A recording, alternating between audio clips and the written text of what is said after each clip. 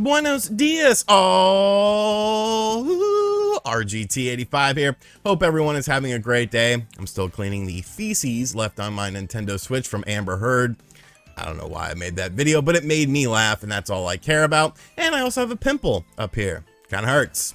Kind of hurts. But you're not here to hear about my pimple news. You're here to hear about video game news. A couple stories going on that I definitely want to cover. First time on the channel, be sure to hit that subscribe button, like, comment, and share, and hit that bell notification as well. But without any further ado, let's talk about what's going on in the world of video games. And we're going back first off to the PlayStation Plus situation. Now, a couple days ago, we learned about the new PlayStation Plus tiers and what they actually will include, as in like games and stuff. We of course learned about this a couple months ago from Sony. They were consolidating PlayStation Plus and PlayStation Now into sort of a new thing, new pricing structure. Some people love it, some people are mid on it, some people hate it, whatever. I think it's pretty cool. The whole thing was of course boiling down to what games are going to be available on the service as far as retro titles were concerned. I think a lot of people were surprised by the amount of PlayStation 4 and PlayStation 5 games that will be included. There's a lot of heavy hitters in there. Like I said, we went over that list, some pretty good stuff, but when it came to the retro stuff, that's what I was really primarily interested in. I can always pick up a PlayStation 4 disc if I want to play a game. And of course, we got the introduction of PS1 games. There's going to be remastered collections on there as well. I think it's a good variety. I think it's a very good variety. But when it comes to PlayStation fans, and really I guess Xbox fans too, there's this whole thing about achievements and trophies. Oh, a game's got to have achievements and trophies. I need my trophy score higher, my achievement score higher. I'm a man who does not care about trophies. I do not play a video game to get a trophy or an achievement or something like that. I play a video game to play a video game, to experience the game and have fun with the game. But I do understand sort of the mindset where, you know, you could see, oh, well, so-and-so said that they beat this game and they got a trophy for it, but, you know, it's not showing up on their PSN. Once again, I think that's just kind of weirdo behavior. Someone lying about beating a game and then someone else concerned that this person is lying about it. I don't know. That's just me. But when it came to the original games, we all pretty much assumed that there wasn't going to be trophy support for them because that would have to be retroactively fitted into these classic games. Well, it looks like our assumptions were wrong. You know what happens when you assume? You make an ass out of you and me. I'm sure your dad told you that joke once or twice in your life, but it does seem like at least some PlayStation 1 games on the service are going to have trophy support. So here we have a tweet from Bend Studios, which of course is known for Days Gone, or as I know them, 989 Studios, because I am a disgusting old man who has been playing video games for a long time. But this is incoming from Bend Studio.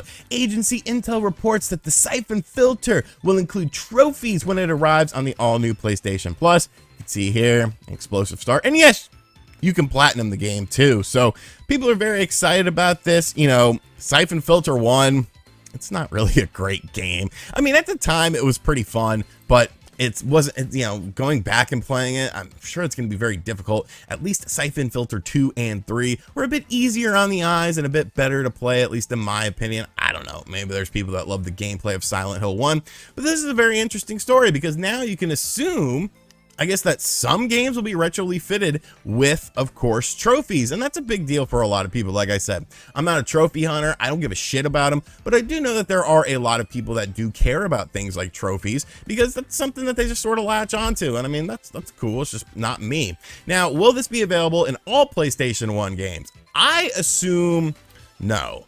I don't know. Like, I actually talked with a game developer off the record, aka an Englishman, and he told me to expect them to be in all games, and I just don't know. Like, I guess he would probably know more so than me, but still, I just feel like, you know, maybe all the first party games for sure, but like the third party games, are you going to implement the trophies, Sony, or are you going to require the companies to implement the trophies? This just seems like extra work. I don't know how much you're paying them to have their classic games on there, and really some of these classic games, they're not really set up for things like trophies, you know. I don't know, but it is a cool addition. It is a very nice addition, and it's kind of strange that they didn't announce this in the rollout for the thing. It's really, when you look at the rollout for it, it's been very half-assed. I have to be realistic about that. Like a blog post, and you don't even tell all of the details that are surrounding it, things that people may have questions about. No real sort of video introduction to the service. Like, I feel like there should have been a little bit more pomp and circumstance with this, because, you know, it's a big thing. It's a big addition to the Sony library, collecting, you know, all these different systems and putting them available on there via one service. But yeah, trophies. Do you like trophies? I remember there was an episode of Full House where there was a dog show, and like an old man escaped from the nursing home because DJ took him because she thought she could. And they had a dog show in the backyard, and Teddy, the little kid Teddy, who was like the next door neighbor, he won it. And Danny Tanner gave him a pooper scooper, and he looked at him and he goes, "A pooper scooper? Haven't you ever heard of a trophy?" I don't know, man.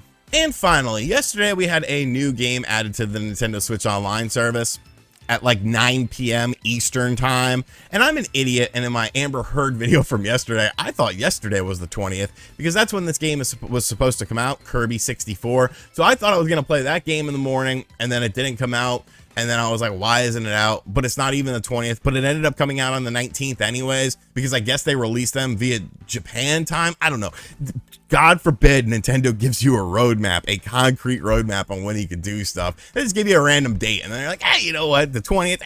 It's the 19th. Let's go ahead and do it. But Kirby 64 was added into the Nintendo Switch Online service, a game that I've never played before, and a game that I'm really looking forward to. Now, we should have learned by now that when they add a game to the Switch Online service, they usually do other things sort of in the back end. There's things that we don't necessarily see. There are things that we necessarily aren't giving us information on. You kind of got to search it out and see what else was done in the back end for the service. And of course, during this update, there was some more back end stuff. And who is providing us with this information?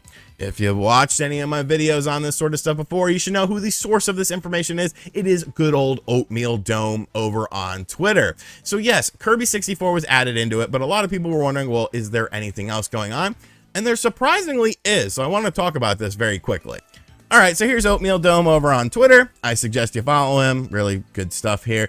N64 Online stuff is updated. Version 2.3.0 is out. Kirby 64 added as well. But Star Fox 64 had gamma adjustment enabled. Gamma value was set to 1.8. Dr. Mario 64 had render settings adjusted. Constant value of 0 added. Mario Golf had render settings adjusted to a constant value of 1 added. It looks like there are some glitches that were fixed in this as well, according to Aaron Wolf, but the tweet has now been deleted. But this is interesting to me because they're still tinkering with stuff that you wouldn't necessarily think of doing. A gamma adjustment, of course, is just sort of the brightness of the game. And when you compare these games to the Wii U versions of the games that released back on the Wii U Virtual Console, there's obviously a big contrast difference in, well, I guess the contrast of the games. You know, the games on the Switch are indefinitely brighter than those games were. Now, looking at things like render settings, okay, you know, I could sort of understand why you would want to do that for a better texture rendering as you're playing the games. But something like a gamma adjustment is just, you know, so very incremental. It's like, well, why are they still looking at these games? Why are they still focused on them? And, you know, I don't have the answer to that question. I don't have the answer to updating these games after they released beyond things like bugs, which have been encountered, unfortunately. But Nintendo seems to be kind of, you know, actively fixing those things.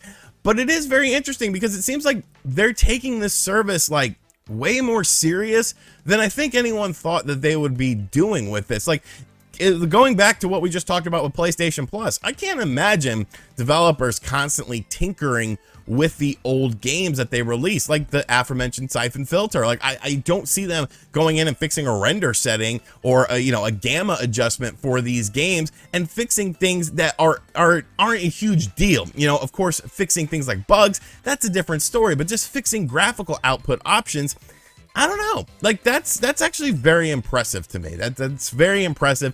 And although I do like to, you know, poo-poo on the Switch Online service, you know, quite often for the things that I don't like about it, I'm still going to give Nintendo flowers when they do something right. And this, in my opinion, is doing something right. Now, what's the next plan of action here? What's the next course we should go down? Add another system to the bad boy. Add another system. Everyone's kind of wanting another system. The N64 stuff, you got one more game to talk about with, of course, a new Pokemon, or original Pokemon Snap, excuse me. Pokemon Snap, which should have came out last month, and Kirby, or should have came out this month, and Kirby should have been the next game, because I feel like it's a little bit more exciting. But I don't know, maybe there's something else. Maybe there's a reason why that's the last N64 game. Who knows? All that I know is good job adjusting things, good job fixing things, and maybe you should like tell people about these things. I feel like they would be interested to know, because when I do a video talking about this, like, it does very well. People are interested in what else was updated beyond just the initial thing, but maybe they shouldn't talk about it, because then people wouldn't really have an option or a reason to watch my video, I guess. So, hey, Nintendo, keep it a secret, buddy. Keep it a secret. I'll just let your secret be known. Alrighty, so that is going to do it for today's video. I hope you guys thoroughly enjoyed this video. Be sure to give me your feedback in the comment section down below. Are you a trophy hunter? Is that something you're really into? Are you excited for this, being involved with the new PlayStation Plus stuff and the secret Nintendo Switch Online update? What do you think about this? What do you think about these new hidden features that were added? Should Nintendo just make it so that you could adjust things in the game yourself, such as things like gamma and whatnot? I think that's an interesting option, because then you could have sort of different things. If people want a softer look, or, you know, a more crisp look, you could adjust things like the sharpness and the contrast and stuff. I don't know. That's an avenue that I think Nintendo should look at. And as always, guys, thank you for checking out this video. If you are new to the channel, be sure to hit that subscribe button, like, comment, and share. Also turn on the bell notification. Do not forget, I am your Metroid King. I will never let you down, but if you go against me, it's off with your head. I'm just kidding. And as always, I'll catch you guys on the next video. Later.